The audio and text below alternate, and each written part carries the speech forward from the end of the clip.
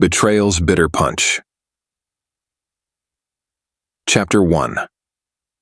Lance held the steering wheel so tightly that it groaned under his grip. His heart hammered a frantic rhythm against his ribs. How had it come to this? One day, Pendo's laughter and bright eyes illuminated his life. The next moment, she was gone, leaving a chilling emptiness in her wake. The vacant sign hanging on the door of her former consulting office mocked him, a stark memorial to the demise of their love. Her disconnected phone number, a cruel reminder of their lost love. Earlier that day, he'd planned a surprise dinner at her favorite restaurant, only to find her apartment empty when he had gone to pick her up. Confused, he had rushed to her office, hoping to find her there and get an explanation as to what was going on, and had found it empty as well. They had seen each other just 2 days prior, and everything had been seemingly normal. Their last text exchange had been the night before, with Pendo giving no hint of distress. His mind churned with the bitter confrontations with his father, Horo. The man's many ultimatums over many months resonated in his ears. Pendo or the family fortune. It had seemed like an empty threat at the time, a preposterous notion, but now a seed of doubt had sprouted. Could he have known that Lance would never give up Pendo for the family fortune and so decided to get rid of her instead? Could Horo truly be that ruthless? Fury, acrid and potent, had bubbled through him. Horo had always been a manipulator, but surely not this insidious. Kidnapping, blackmail, murder. The possibilities sent chills down his spine. He conjured an image of Pendo, her usual spirit dimmed, facing Horo's wrath alone while he was caught up at work. Guilt washed over him. He should have foreseen this and protected her, but how could he have known the depths of his own father's malice? The unanswered questions burned like an inferno in his mind. Driving to his parents' house, which was a fortress of wealth and dark secrets, was his only way of finding out the truth. Horo greeted him at the door, a cigarette dangling from his lips and a snifter of brandy clutched in his other hand. "What brings you here, Lance? You only visit when you need something." The truth stung, a reminder of the transactional nature of their relationship. "Where is Pendo, father?" Lance's voice was a low growl. "She's missing, and I know your hand is in it." His voice laced with barely contained rage. "Did you have her disappear the way they say you do with those who cross you?" The accusation hung heavily in the air. Horo, a man known for his ruthlessness in the cutthroat world of politics and real estate, didn't flinch. He simply smirked, a chilling display of satisfaction. "Gone, and good riddance. She finally realized she wasn't good enough for you," he sneered. Lance's mind reeled. Did Horo force Pendo to leave? His gaze narrowed. "What did you do to her?" Horo's laughter echoed cruelly in the vast room. "You will thank me someday, son, and let's just say she was given an offer she could not pass up," he added mockingly as he took a sip of his drink. The insinuation was like a slap in Lance's face. Pendo, the woman he knew, was the epitome of integrity and hard work, and nothing like his father was trying to portray her. Yet, a seed of doubt had been sown. Had she lied that she loved him? Had she been bought off that easily by Horo so that she could vanish from his life? For a moment, the room spun. But amidst the confusion and rage, a flicker of clarity emerged. This was Horo's game. To warp reality with his manipulative words. And if there was one thing Lance knew about Pendo, it was her unwavering moral compass. "I don't believe you," he said, his voice steady despite the tremor in his heart. "And I'll find her, no matter what it takes." A flicker of fear, fleeting but unmistakable, passed through Horo's eyes before he masked it with a sneer. "You'll regret this, boy." "No, Dad," Lance replied, turning his back on him. "I think you will." The air crackled with unspoken threats. Horo may have been powerful, but Lance wasn't powerless. He had built a successful career as an attorney on his terms, forged valuable connections, and earned the respect of many. Now, he was driven by love as fierce and unwavering as Horo's was manipulative. He wouldn't hesitate to leverage everything at his disposal: investigators, his network of contacts, and even the unexpected goodwill generated by his defiance of Horo. But most importantly, he had something Horo would never understand: an unwavering belief in Pendo's love for him, and not his money. A glimmer of hope, faint yet tenacious, sparkled in his heart.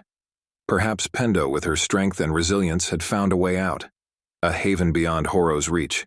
It was a slim thread, but he clung to it fiercely. Chapter 2. Lance's mind was a whirlpool of confusion and distress as he drove back to his residence. The burden of unresolved mysteries weighed heavily on him. What had his father, Horo, said or done to Pendo that had precipitated her sudden departure without a farewell? It was equally disconcerting that none of Pendo's friends knew her whereabouts.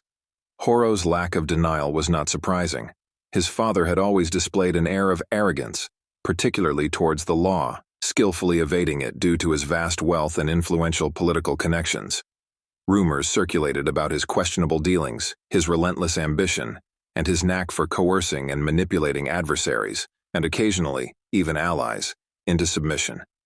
His extensive real estate holdings, numerous banks, and various manufacturing companies had amassed him a significant fortune, establishing him as a formidable presence. Lance was convinced that similar tactics as used on his opponents had been employed to make Pendo disappear, perhaps through blackmail or a sinister threat. Pendo had once confided in him about her solitary existence as an orphan with no kin, rendering it improbable for Horo to have leveraged her family to estrange her from him. Could there lurk a more profound, concealed truth that Horo had wielded to intimidate her? His thoughts then turned to his stepmother, Sarah, a woman of grace and sophistication. She had always maintained a silence regarding Pendo. His biological mother had perished in childbirth, and it was Sarah, whom Horo married shortly thereafter, who brought him up. While she never spoke ill of Pendo, Sarah hadn't exactly endorsed their relationship either.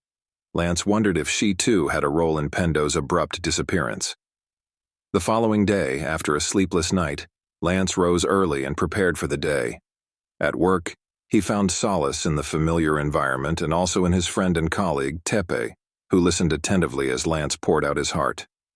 After a lengthy discussion where they explored various strategies to address the situation, Tepe resolved to acquaint Lance with the city's preeminent detective, Juma, a 45-year-old perennial smoker, father of 2 young boys, and an old friend of Tepe's, and that he was in capable hands. Attentively, Juma listened as Lance detailed his predicament, his interest peaking with each passing moment. They agreed that Juma would visit Lance's office for an exhaustive briefing later that day. Upon his arrival, Lance recapitulated the specifics, furnishing every shred of information to aid in finding Pendo.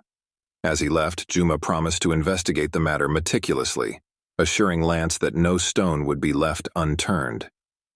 In the days that ensued, Juma's team worked fervently to uncover clues about Pendo's history, and with each step, a pattern of duplicity emerged, suggesting that Pendo's past was not as immaculate as she had portrayed.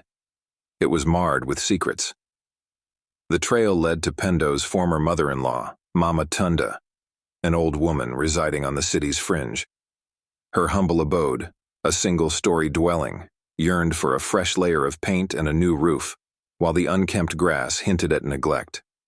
Her face was unremarkable save for a slender scar etched across her chin.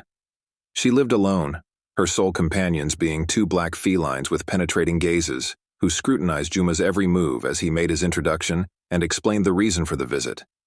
Mama Tunda listened intently to Juma, then opened the door wider and stepped outside, her 2 cats in tow. On the veranda were 2 old rickety seats, and each took one. Mama Tunda did not hide her intense dislike for Pendo, and easily shared all she knew without reservation. "I must tell you," she began, her voice trembling with suppressed rage, "Pendo is a predator. She ravages everything she touches, just as she did my son.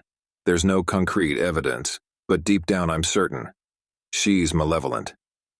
She killed my son Tunda, and now uses threats to silence me.